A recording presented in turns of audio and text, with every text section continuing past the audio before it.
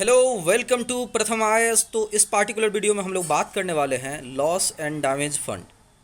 अभी आपको पता होगा COP27 की आयोजन हुई है इजिप्ट के शहर में, और वहाँ पे फर्स्ट टाइम ये बात किया जा रहा था कि जो लॉस एंड डैमेज है इसको फर्स्ट ऑफ ऑल जो है इसको एजेंडा में जो है ना पहली बार इसको सम्मिलित किया गया था, और इस पे एक फ़ंड भी बनी है। और उस फंड के बारे में हम लोग इस पार्टिकुलर वीडियो में बात करने वाले हैं कि फ़ंड क्या है, कौन ऐसा पहली कंट्री थी जिसने इस फंड के बारे में आपको प्रपोजल रखा था, और आगे इसका क्या इम्प्लीमेंटेशन होने वाला है, लिमिटेशन क्या है और इसकी फ्यूचर पर्सपेक्टिव, हर चीज़ के बारे में जानेंगे। बट बिफोर स्टार्टिंग मैं आप लोगों के लिए एक MCQ लेकर के आया हूँ।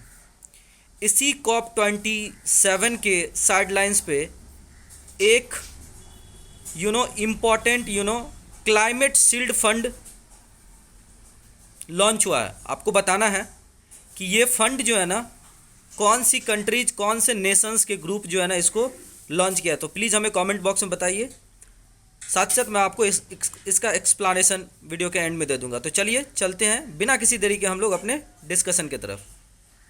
देखिए, आपको पता होगा कि एंटोनियो गुतेरेस साहब जो यूनाइटेड नेशंस के सेक्रेटरी है जनरल है, उन्होंने बिल्कुल एकदम क्लियर कट शब्दों में बोल दिया है कि एक जायंट लिप मतलब कहने का एक बहुत बड़ी स्टेप लेनी अभी सारे नेशंस को बाकी है, अगर वो अपने फ्यूचर को सिक्योर करना चाहता है क्लाइमेट से। तो अब इस बहुत बड़े स्टेप्स में आपको फंडिंग से लेकर के रिहैबिलिटेशन वर्क्स, टेक्नोलॉजी का यूज, बहुत सारे चीज़ करना है। और इसी सब को फाइनेंस करने के लिए पहली बार कॉप के इतिहास में क्लाइमेट से फाइट करने के लिए पहली बार एक नया स्पेशल फंड बनाया गया है जिसका नाम है लॉस एंड डैमेज फंड। तो इस पार्टिकुलर चीज़ में हम बात करेंगे। ये आपको UPSC एग्जामिनेशन पर्पस से जो है आपको पता है कि ये GS2 पेपर अंदर जो है इंटरनेशनल इंस्टीट्यूशंस इन्वायरमेंटल कंजर्वेशन के अंतर्गत आएगा। ठीक है, तो यहाँ पे देखिए कि नीड क्यों है, why loss and damage fund is news. तो 27th UN conference of parties that is COP27 of UNFCCC that is United Nations Framework of Convention for Climate Change closed with a breakthrough agreement to provide loss and damage। Agreement हो चुका है, और ये सारी agreement में जो funding आएंगी उसको हम लोग vulnerable countries including the middle income countries जैसे इंडिया को भी इसमें। और मैं आपको इस पार्टिकुलर वीडियो में बताने वाला हूँ कि ये जो लॉस एंड डैमेज है इसकी एक्सटेंट क्या है, कहाँ तक लॉस एंड डैमेज का एक्चुअली रेफरेंस क्या निकला है, यहाँ पे इसकी डेफिनेशंस क्या है आज पर दिस इनिशिएटिव। और ये क्लाइमेट डिजास्टर से जो भी कंट्रीज हिट करेंगी, वल्नरेबल्स हैं, उनके लिए ये पार्टिकुलर फंड बनाया गया। नियरली 200 कंट्रीज ने एक इस हिस्टोरिक डील को जो है ना बनाने के लिए एक तरीके से बोल सकते हैं प्रपोजल दे दिया है, और बोल रहे हैं कि हम अपनी मनी जो है ना इस पार्टिकुलर फंड में हिट करेंगे, मतलब डोनेट करेंगे, ताकि हम अपनी फ्यूचर्स को, ना कि अपने पार्टिकुलर कंट्री को बल्कि पूरे दुनिया के जो इकोलॉजी है, इन्वायरमेंट है, एक लाइफ स्टॉक्स है, इन सब को प्रोटेक्ट, मरीन इकोसिस्टम है, डिफरेंट तरह के जो है ना लाइव थिंग्स को यहाँ पे बचाने की कोशिश की जा रही है ताकि वो क्लाइमेट से इम्पैक्ट ना हो। और ये जो स्पेसिफिक फंड है जिसको लॉस एंड डैमेज फंड बोलते हैं, ये बहुत इंपॉर्टेंट है क्योंकि ये जो है ना ऑफिशियल एजेंडा में पहली बार जो है ना COP27 में इसको इंक्लूड किया गया था, और उस पर हिस्टोरिक एक एग्रीमेंट भी बन गई है। अब हम बोलते हैं यहाँ पे कि what is a special loss and damage fund agreed upon by COP27 की स्पेशल क्या है इसमें। तो स्पेशल ये है कि COP27 रेफर्स जो about this loss and damage, जिसको शॉर्ट में LND फंडिंग भी बोलते हैं, कि इसमें फाइनेंशियल कंपनसेशन के साथ साथ डायरेक्टली एड्रेस किया जाएगा वो सारी क्लाइमेट कैटेस्ट्रॉफी, जैसे हो गया आपको बाढ़, सूखा, जैसे आप बोल सकते हैं abrupt change in the heat wave, ये सारी चीज़ें जो एकदम देखा जाता है, ग्लेशियर मेल्टिंग, इन सब सारी चीज़ों को जो इम्पैक्ट कर रहा है डेवलपिंग कंट्रीज को, उन सबको यहाँ पे जो है ना इंक्लूड किया जाएगा। और साथ ही साथ जो फ्यूचर में भी वल्नरेबल है इन पार्टिकुलर, तो वहाँ पे हम लोग इसको क्या करेंगे, डिस्कशन करने की कोशिश करेंगे। Also this will help to make up for the losses suffered by developing nations that are vulnerable to climate change. ये जो 200 से ज़्यादा पार्टीज है, ये लगभग में उन्होंने क्या किया, आपको अग्रीड हुए कि हम इसके लिए इंस्टीट्यूशनल अरेंजमेंट करेंगे to operationalise the Santiago network for loss and damage. देखिए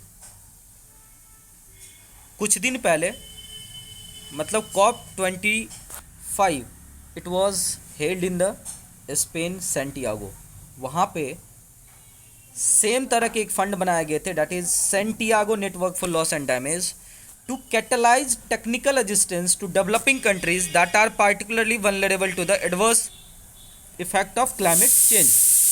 अब सुनिए, मैं आपको बताता हूँ कि ये जो पार्टिकुलर सैंटियागो असिस्टेंट था, इसमें हुआ क्या था कि जो टेक्निकल, जैसे मान लीजिए इंडिया को अपनी टोटल जो उनकी इलेक्ट्रिसिटी कंजम्पशन है उसमें as per the COP that is Paris climate agreement, उसमें क्या करना है, आपको सोलर एनर्जी को बढ़ाना है। तो सोलर एनर्जी बनाने के लिए क्या होता है कि आपको टेक्नोलॉजी की नीड होती है, हमें पीवीसी बनाने पड़ते हैं हमें, ठीक है, तो उसमें टेक्नोलॉजी की नीड होती है। तो Santiago network for loss and damage it was just for the technical assistance, but इस बार जो आपको लॉस एंड डैमेज फंड बना है COP27 that is held in Egypt, यहाँ पे आपको एक ब्रॉड मैनर में लिया गया है, केवल टेक्निकल असिस्टेंस पे नहीं, कंट्रीज यहाँ पे क्लेम भी करेंगी कि भाई मेरा इतना लॉस हो रहा है। मान लीजिए चाइना बहुत बड़ा मैन्युफैक्चरर है, तो मैन्युफैक्चरर है तो वो कार्बन को इमिट करता है और उसके कारण से केवल चाइना में थोड़े बाढ़ आती है, इट इम्पैक्ट्स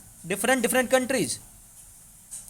तो इस particular loss and damage fund जो सैंटियागो से थोड़ा डिफरेंट है इजिप्ट वाला, उसमें क्या किया गया है, उसमें बोला गया कि एक कंट्री जो दूसरे कंट्री के गलतियों के कारण से इम्पैक्ट होता है तो वो क्लेम भी कर सकते हैं कि भाई आपके कारण से मुझे लॉस हो रहा है।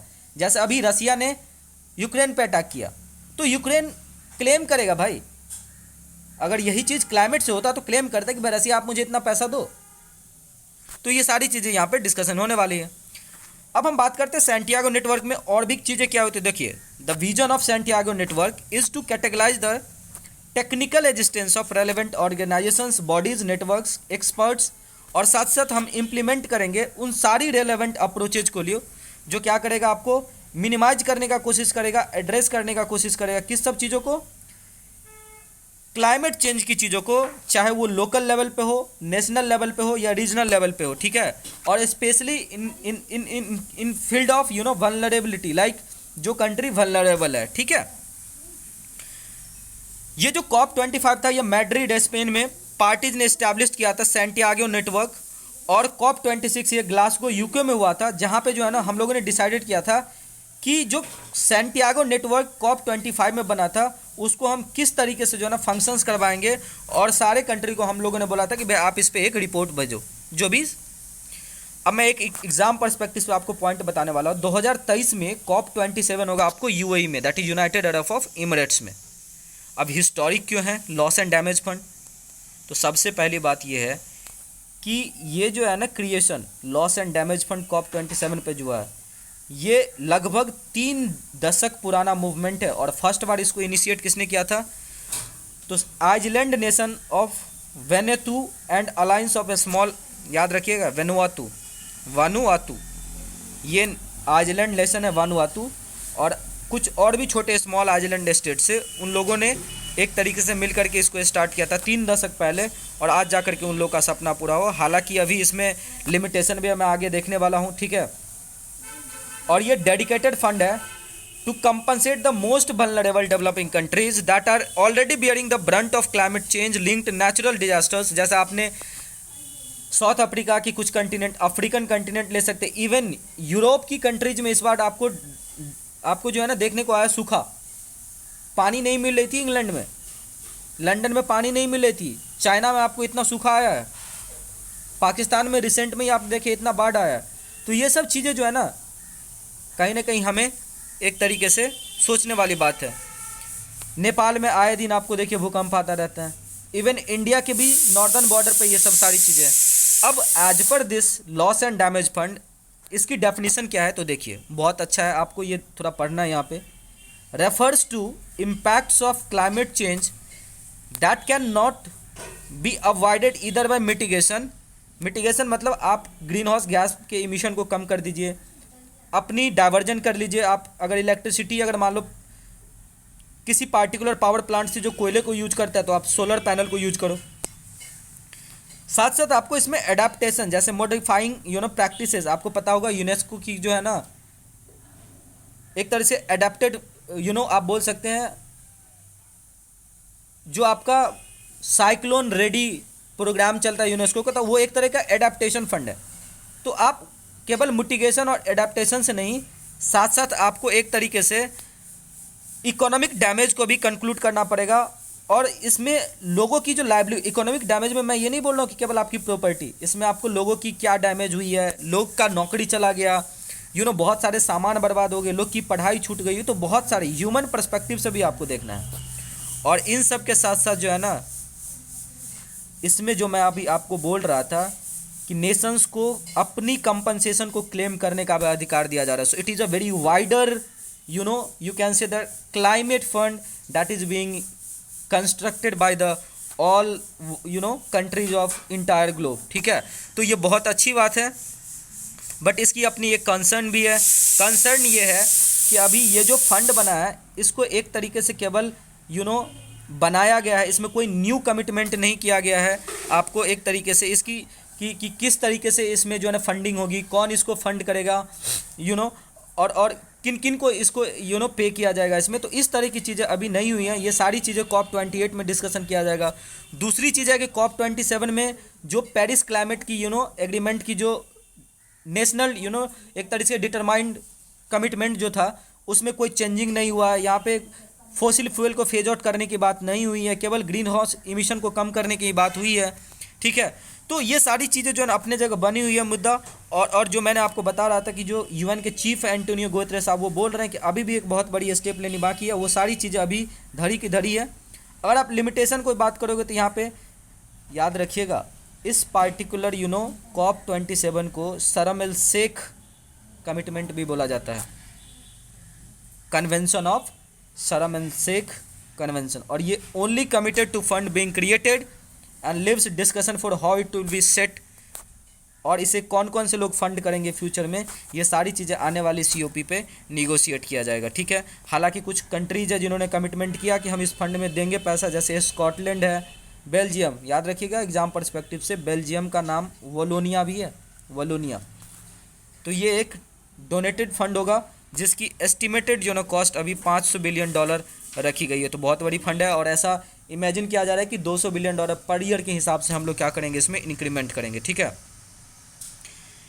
इसमें यूरोपीय यूनियन ने इस पर स्टार्ट भी कर दिया कि जो बहुत बड़े करंट में यही देखिए, यही जो यहाँ पे दोगलापंथी जो चलती है ना यूरोपियन यूनियन की, हिपोक्रेसी यहाँ पे देखने को मिलती है कि ये जो डिस्कशन का मुद्दा उठा है किस चीज़ का, प्रेजेंट में। और आपको पता होगा कि अभी जो क्लाइमेट चेंज है ना यूरोप का दिया हुआ है, क्योंकि क्लाइमेट चेंज लॉन्ग टर्म में होने वाली इवेंट है।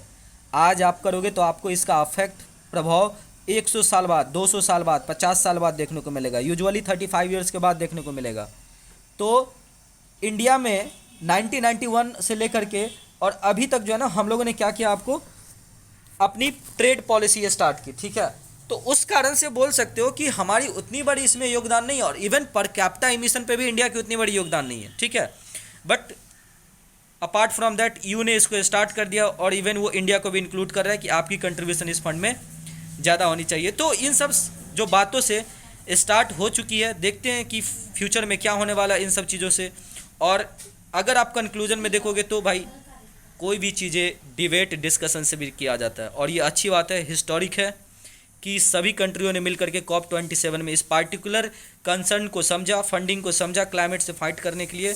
और उम्मीद करते हैं कि फ्यूचर में भी कुछ अच्छी आउटकम्स आने वाली है। COP28 की जो इनिशिएशन होगी वो UAE में होगी, और उसी टाइम पे इंडिया में भी जो है आपको G20 की अगली मीटिंग होने वाली है। तो उम्मीद करते हैं सेशन बहुत अच्छा लगा होगा। अब चलते हैं हम लोग अपने MCQ के बारे में। हम लोगों ने पूछा था कि क्लाइमेट शील्ड फंड किसने लॉन्च किया था, तो आप यहाँ देख रहे हैं sidelines on the COP27 G7 nations.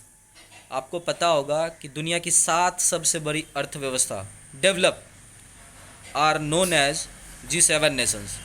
उन्होंने यहाँ पे जर्मनी और V20 ग्रुप के साथ जो क्लाइमेट वल्नरेबल कंट्रीज हैं उनके लिए जो है ना आपको यहाँ पे एक फंडिंग तैयार की है, और इसमें फ्लड ड्रॉट और हरिकेन से निपटने की बात की, और इसमें पाकिस्तान भी है एक, याद रखिएगा। तो उम्मीद करते हैं सेशन अच्छा लगा होगा, और अच्छा लग रहा है तो प्लीज़ हमारे चैनल को सब्सक्राइब कीजिए and don't forget to hit the bell icon, और टेलीग्राम से जुड़ जाइए, डिस्क्रिप्शन में लिंक दिया हुआ है। Thank you so much for watching this video. बहुत